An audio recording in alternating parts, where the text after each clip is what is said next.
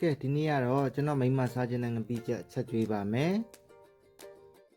ကျွန်တော်လိုပဲလုံမအားတဲ့ဂျားတွေကနေပြီးတော့လေမိမပူစားတဲ့အခါလှုပ်ပေးလိုက်ရမှာဆိုတဲ့သူမျိုးတွေရှိလားဗျ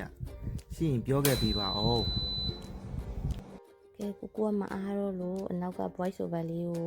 ဆက်ပြီးတော့ပြောပါတော့မယ်အမှန်တော့အဲ့ညီညာကပြန်ရောက်တာကလည်းအရန်နောက်ကျနေပြီညှိနှိုင်းအပြင်စာရေးစားရတာဆိုမစားချင်တော့ဘူးမစားချင်တော့တဲ့အခါကျတော့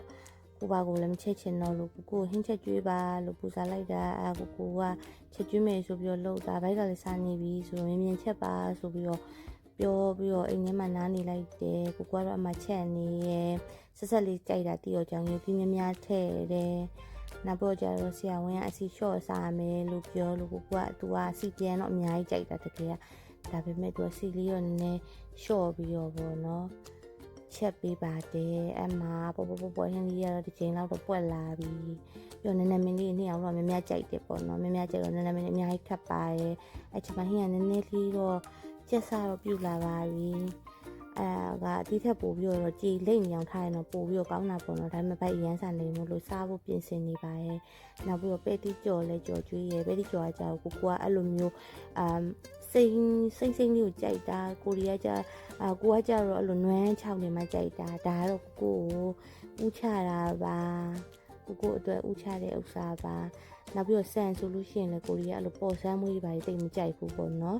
ဤလို့ပါဒါကကြတော့အဲ့လိုအညာဘက်ကရောင်းနေလေကုန်းဆောင်မျိုးတိလာမသိဘူးအဲ့ဒီကုန်းဆောင်ကထွက်တဲ့ဆန်မှာအဲ့ဒီဆန်ကိုပဲကြိုက်ပါတယ်အခွက်စားဖို့ပေါ့နော်ကိုကကြည်နေပြင်ဆင်ပြီးတော့ခတ်စားရနေတယ်တခွားပြီးတူတာလေးထည့်တယ်နောက်ပြီးတော့ကြာဘာလုပ်နေလဲဆိုတော့ပဲသီးလေးတွေကြော်ထားလေးကိုထည့်ဖို့လုပ်တယ်အမနေဖက်ပြီးစားပါတော့မယ်ကိုကတော့ထမင်းစားရင်လက်အိမ်ဒီလက်ဒီနဲ့မစားတတ်ပါဘူးဇွန်းနဲ့ပဲစားပါတယ်